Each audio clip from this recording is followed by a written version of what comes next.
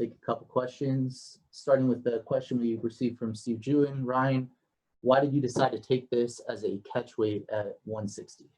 That wasn't my choice. My original opponent, Paul Redmond, I think he must have been a bit heavy or something, so he asked for the fight at that weight, and I just said yes. I needed a fight. Now the opponent's changed, the weight just stayed the same, so it's whatever. I'm happy with the extra 3 kilograms. And the follow-up is, what does it mean to you personally to be a part of a first ever MMA card in France? Yeah, it's huge. It's like obviously, what's the word I'm looking for? Mine's went blank. It's like it's a historical event, isn't it? Yeah. So I'm looking forward to doing the first show in France. All right, we'll go to Jake Smith. Hi, Ryan.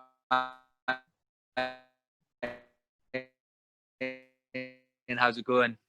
Can you? Went a bit weird. Hello. Yeah, Jake. All right. Can you hear us now? Yeah, we got. So Ryan, I mean, Pitbull, Peter Queally, and now Alanoma. You certainly not want to sort of back down from these big fights. How important is it for you to keep taking on these big names?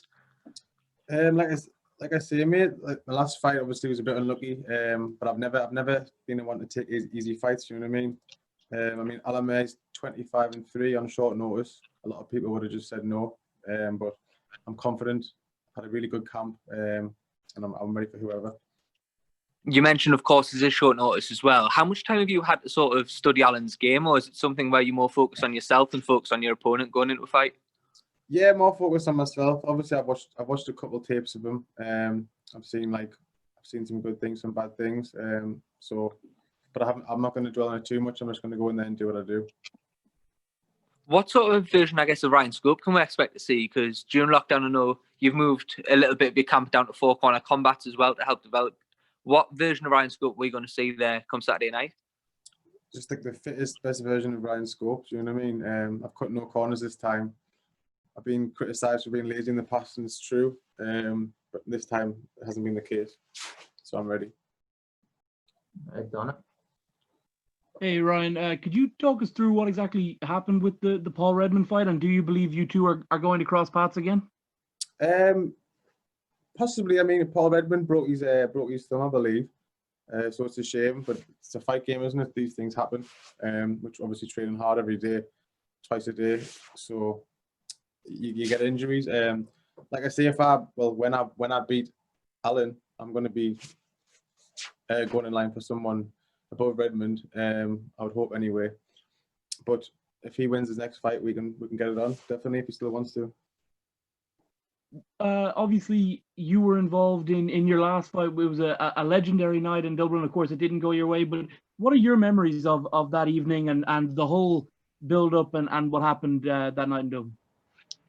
First off, it was just a really sick atmosphere. Even though I was the bad guy, it was still fun. Do you know what I mean? I still buzzed off the crowd and everything.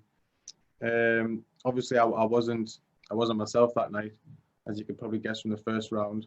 And then I had no cardio. Do you know what I mean? I didn't have enough cardio to finish the fight. Obviously, Peter is a very tough opponent, hard to finish. But I think if I'd just been a bit more clever and not rushed things, I would have got the job done. You fought the both of them. Who wins when they eventually meet up, Peter Queally or Pitbull? I definitely like Peter better as a person, so I'm going to go with Peter. But Pitbull can always catch you with that one shot. But Pitbull also gets tired, so Queally could drag him in the later round. So it is a tough one. I think if Queally would win, it would be by decision. And if Pitbull would win, it would be obviously by a knockout.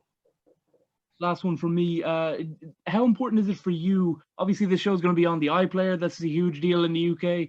But also, you're going to be in front of fans again. I mean, of course, throughout this whole thing, we haven't had fans at an MMA event for God knows how long. How excited are you to be back in front of at least 1,000 people on Saturday night? Yeah, it's good. Obviously, having the crowd there is good. And obviously, it's the first ever event in Paris. So it's going to be an experience. I'm looking forward to it. All right, let's go to Lenny. How's it going, Ryan? All right, mate. Yeah, so you're from your Northeast yourself. How important is it to get a win for the Northeast this weekend? Put Northeast on the map in the Bellator promotion. Yeah, always. I'm where I'm from. Do you know what I mean? I love my city. I love where I'm born. All my friends and family back there going to be cheering for us, so that'd be good to bring it home. I'm definitely not from the northeast, but I live in the northeast, so I kind of going to cheer for you, and hopefully you get the win this weekend. But Cheers, how mate. important it is for you to get the win this weekend? And does that kind of So I kind of lost my question there. So you still to get your hand raised in the Bellator cage this weekend? Does that change, and how do you do it? 100% going to change. I'm going to walk out there and just put it on Alan from the bell, and just be in his face and just being nasty. Do you know what I mean? And he's going to leave the loser. All right, we'll go to Ben, followed by Matt. Hello, Ryan. So you're obviously coming in on the first losing streak of your career, despite giving a very strong account of yourself in both of your Bellator appearances. Has there been any shift in your mentality going into this one to ensure that you get yourself back into the win column? Yes, definitely. Just like I say, with my effort and training, my positive thinking, just believing in myself. Do you know what I mean? Believing in my abilities, not letting those demons creep in when they do. So I'm going to be as stronger mentally and physically for this fight. And also in the past year or so, you've had a couple of fights fall through due to injuries. Do you have any problems? Did you have any issues basically maintaining your motivation during a bit of a difficult period? Yeah, it was. I think it was tough for everyone. There wasn't. I think everyone was in the same boat. I got bored of backyard workouts after about a week, so it was hard to stay motivated. But once the pro athletes were given the go ahead to start back training and stuff, I was straight back in there. Just one more from me. Where do you see yourself amongst the Bellator lightweight division once you get a win over a guy called Alan Omar, who's obviously very credible former UFC veteran? As soon as I beat Alan, I'm going to be back in the mix. People are going to start talking about us again. Do you know what I mean? MMA people are fickle, so if you lose a couple, you get forgot about. But I'll be back. And I'll be back in with the best. I can easily hold. I've held it with Pitbull's brother. Patricio's the champion. I'll fight both of them. I don't care. Do you know what I mean? All right, Matt. Hiya, Ryan. You did mention that you're coming off back-to-back defeats, but to very credible opponents. Alan's obviously coming in 5 consecutive wins. Do you see things in his style which you can exploit to get you the victory come Saturday?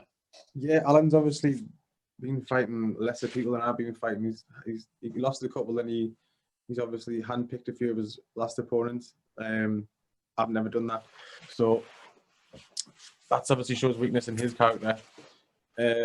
But he is tough, and he is a veteran, and he's got good cardio. He'll be there. I know he's going to be digging until like he can't give any more. Do you know what I mean? But like I say, I think as long as I'm clever and I'm a lot more technical than he is in the stand-up game and on the floor, so I've got no worries. Thank you for that. All right. Thank you very much for Thank you very much, mate. Appreciate it. Cheers, brother.